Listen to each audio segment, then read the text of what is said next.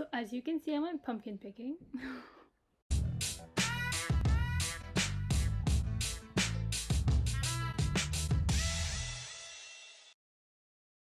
What's up? Welcome to my channel. My name is Emily, and in this video we are carving pumpkin to a Night Before Christmas display. I love this movie. I've watched it every year since I was a kid. Actually, I got in trouble once when we were younger because I watched it with my sister and she got scared. Yeah, I'm really excited to get into this, so let's go. So as you can imagine, they were all very dirty, so before we get started, I'm going to give them all a good wipe. So the very first character we're going for is of course the main character, Jack Skellington. With that in mind, I chose this very round, very white pumpkin because he's a skeleton.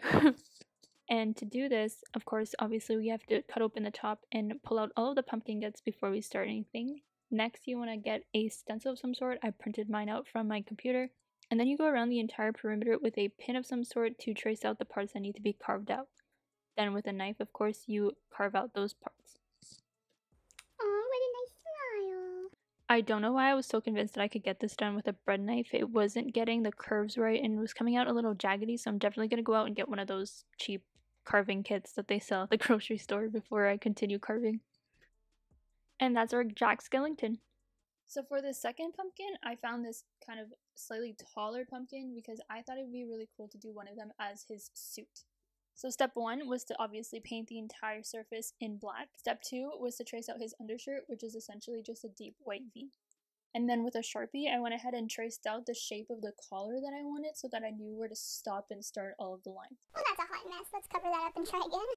I would definitely say that because of the round shape, the straight lines were the hardest part to get done because it was hard to gauge the spacing to put between each in order for them to nicely come together around the bottom.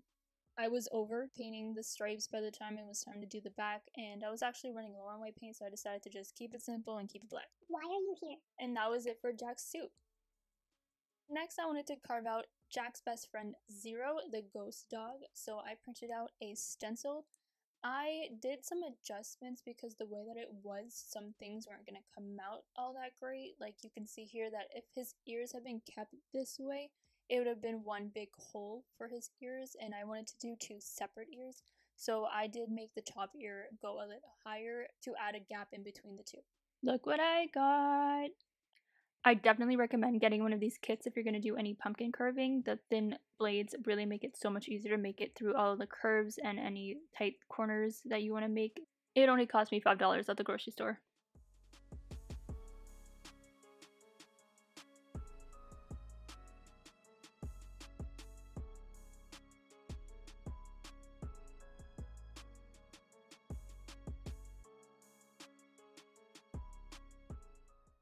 So now that Jack is clothed and has his best friend, I think it's time for him to get his girlfriend. So the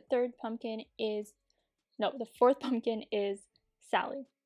So I didn't want to do the same as Jack by giving her 2 giant gaping holes for eyes. So I found a stencil that outlined her eyelashes, gave her a pupil, and I also separated her mouth in half so that there were 2 sides to it, which created a space for her lips. Again, once the stencil was traced with the needle, I went around with the blade to cut out all of the little parts. Her stitching around her mouth were much smaller than Jack's were, so I'm really, really grateful that I got this pumpkin carving kit because I would have had the worst time trying to get into all those little crevices, especially the eyelashes with all the curves with that giant bread knife I was using. I don't know why I was convinced I could do this with that, but again, I am pressing that you go buy that kit if you are doing any kind of pumpkin carving project. So Sally, Special Girl, is actually the first pumpkin that we're combining carving and painting. So of course her complexion is a quite grayish blue color, so I went ahead and mixed those and painted the entire front of the pumpkin that color. I also gave her some red lips and then painted in her eyeballs a white color just to give them a crisper look.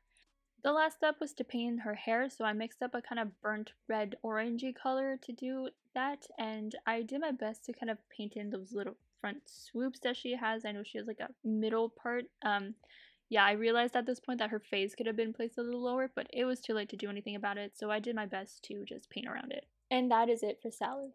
Now for this next pumpkin, I wanted to do like I did for Jack and do one inspired by her outfit. So I went around with a pencil to kind of trace out all of the patches. When I was happy with those, I went over them with a marker so that I could easily see the different parts that I needed to fill in with paint. What on earth is this color? That is not part of her dress. I don't wear. Why? No. Cancel and try again. Still not quite there. Just let it dry. We'll come back to it. Just leave it.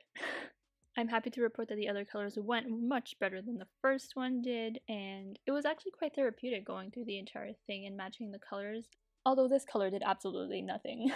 Once all of the blocks were filled in, I went around and retraced the outline with the black marker I used earlier, and then I went into each patch to fill in all of the different patterns that showed up on her dress. Those are some wonky squares.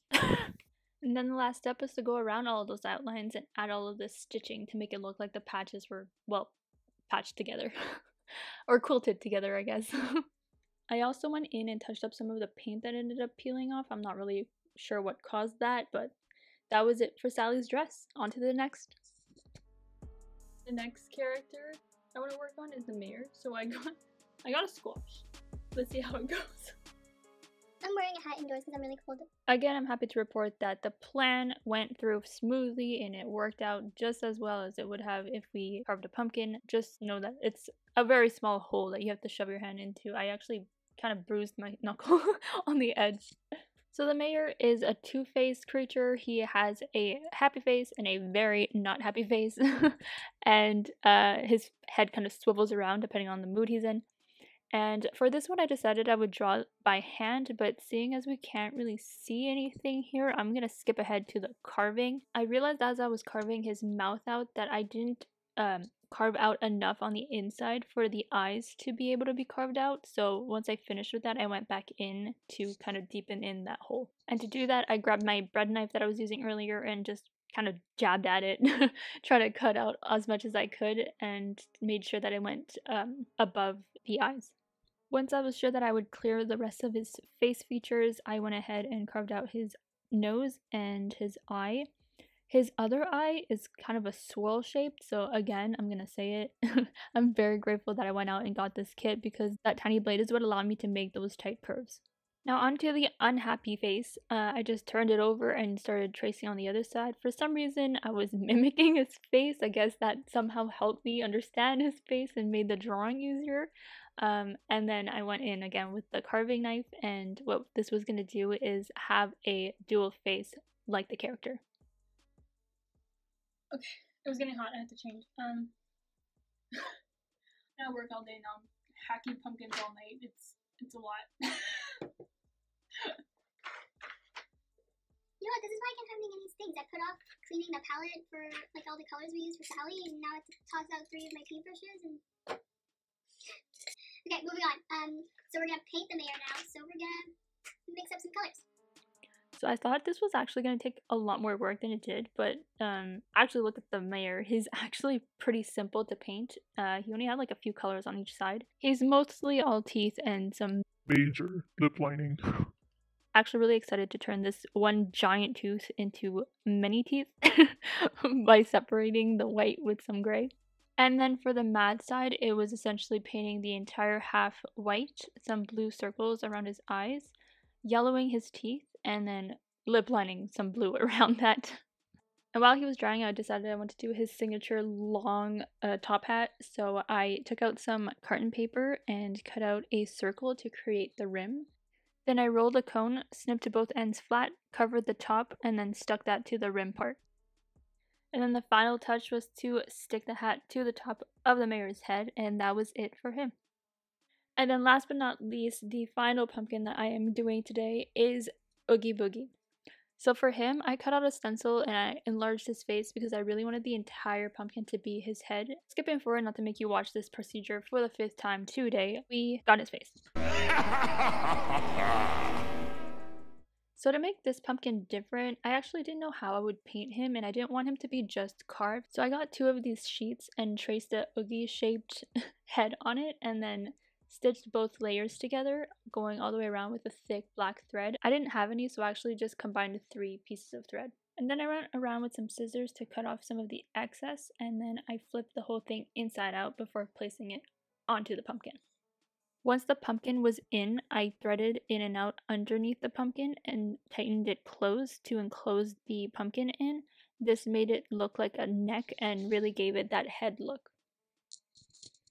Once the burlap was set in place, I went in with some sharp tools, scissors, X-Actos, just whatever I had, different kind of scissors. I had these little mini ones and these big ones that were sharper, and just literally anything I had to go around and cut the burlap into the shape of the carvings that I made earlier. And then I went around with some hot glue to stick it in place to make sure that nothing moved. So because burlap is such a big weave, it does tend to fray quite easily. So I'd say that the mouth was definitely a challenge because of all of the waves and dents and stuff and the little corners that came out. But if you have a sharp enough tool, it does come out quite nice. And the final step, not only for this pumpkin, but for the entire collection, is to weave in some wire into the little swoop. The way I had drawn it was a little too happy looking for what I wanted, so adding some wire allows to create some little kinks and create a more menacing look, which is exactly what this character is. I'm so excited to finally show you the entire collection put together. Please let me know down below what you thought. Thank you for watching, and happy Halloween. Bye!